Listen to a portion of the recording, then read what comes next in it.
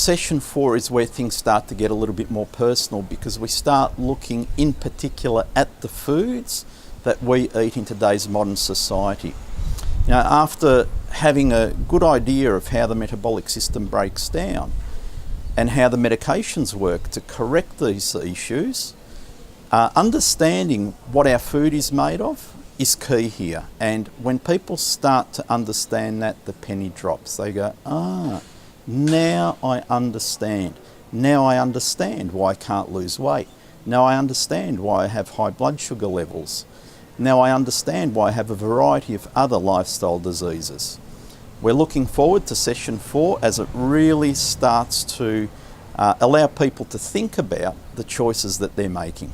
It's interesting how many choices we have today. Today we live in a world where we have more choices than any other time in history. Gentlemen, I don't know about you, but there was a period in time when I drove out onto the road, I knew every single car and every model. Remember those days? I have a daughter-in-law who suffers with candida and as a result can't eat sugar and yeast, and going to the supermarkets and looking at the products to find out what foods she could eat without sugar, it was alarming to find that the overload of sugar that was in just about every item on the supermarket shelves. And looking at that overload and looking at the liver and how it, the body and how it metabolises sugar and stores the excess fat, it's no wonder that people have suffered with obesity and with diabetes.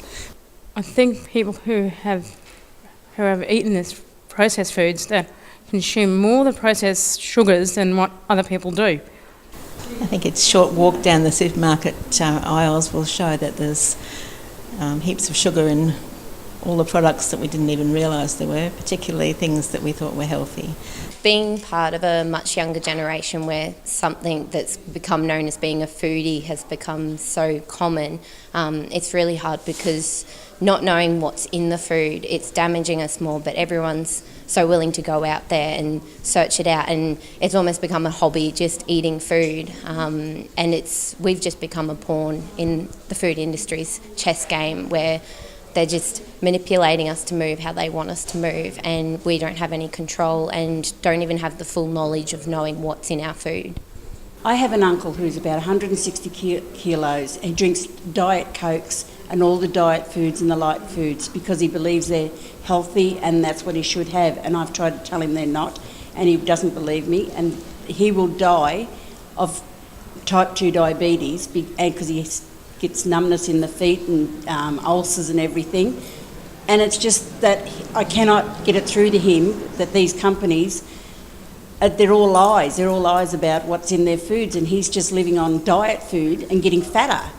I believe that the food companies have a lot to answer for with the way they have manipulated our foods to make us addicted to them, and I don't believe that this is fair on the people, as they really don't know what they're eating.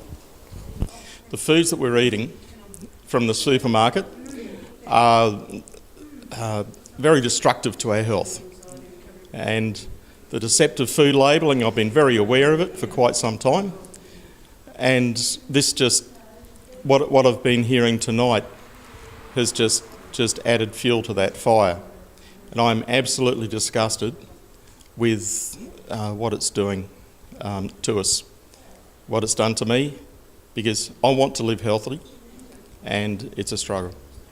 The more evidence that we find out in these sessions is increasingly to the point of alarming me at how our foods are modified, and these are foods that we consider are healthy foods when we go to the supermarket.